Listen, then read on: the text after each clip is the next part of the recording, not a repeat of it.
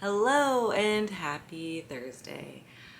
I am recording this super late. It has been a crazy month, but I am here because at the city that I live in, one of the school districts have opted out of teaching sex ed to their elementary schools. So that means some children won't be getting any sex education until they are in 7th grade, which I don't know about you all, but puberty for me happened way before 7th grade. And that is just something that is so important for kids to talk about. And I think what the misconception is of sex education is the word sex. I have had people ask me why would I teach sex education to my 2-year-old, but sex education for her is body parts and consent and safe adults. So sex ed is going to be age appropriate for your child. And I mean, in the perfect world, schools wouldn't have to give sex ed and parents could teach their children about sex and STIs and consent and all of that stuff. But the problem that we're in right now is that people don't. And what about kids in the foster care system, or kids who live in group homes, or kids who have parents who, or kids who live with their grandparents, or I don't know, whatever reasoning that there is out there or excuse to not be talking about sex ed, with whatever excuse that there is for not giving your child some sort of sex education is just, it's done.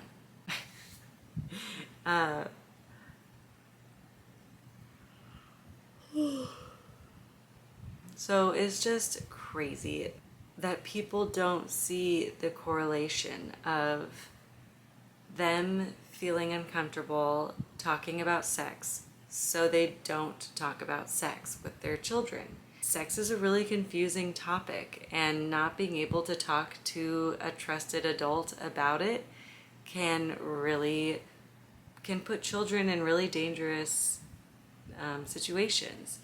Now, working in special education, my last year teaching, I was working in a middle school, and I got a group of 7th graders who had never had sex education, minus a very brief video in their PE classes.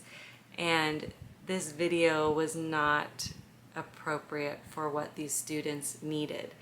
My students also had an adapted curriculum and adapted testing, so why wouldn't they have an adapted sex ed curriculum? So it's moments like that that I ended up taking it into my own hands.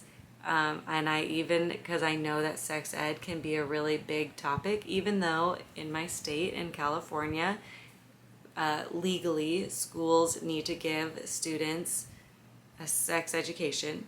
And I went to the principal, who said if I'm going to do a adapted sex ed curriculum for my students, that I would have to tell their parents and get like signed permission slips. So I did that. Every single parent said, yes, please do this. Every parent told me what they have told their child up until this point. And it was really interesting because some parents or grandparents had really good conversations with their students, but weren't in the classroom. Things just like masturbating, or trying to hump somebody, or trying to see at someone else's genitals. And these were all things of children being curious and being sexual beings. They needed to have these conversations. And so the sex ed curriculum that I did with my middle schoolers talked about our body parts and how penis is not a bad word, because they all thought it was a bad word. We talked about how touching yourself, we gave it the name of masturbation, and then we talked about how masturbation doesn't happen in the classroom. So then we talked about private places and public places, and what you can do in private and public places. which was a great conversation because it also gave us language of not masturbating in the classroom and giving them the option to go to the bathroom and lock the door if they need to do that. And then another huge thing that we talked about was consent, and we role played having all of the students just practice saying no. So I would come up and say, do you want a hug? And I asked them all to say no. And I had one student who still said yes. And I said, oh, we're going to practice saying no right now. And his response was, well, I don't want you to feel bad. A 7th grade boy on the autism spectrum sat there and was able to tell me that he didn't want to say no to a hug because he didn't want the adult to feel bad. I am a trusted adult to those students, and so, it wasn't a very realistic, danger. It wasn't an actual dangerous situation, but it was a moment of, it doesn't matter if you hurt their feelings, that if you don't feel comfortable, you need to just practice saying no. And so we said no, and we tried to just talk about that into more detail with this student, but it's very dangerous to not have these conversations with your children, especially in special education.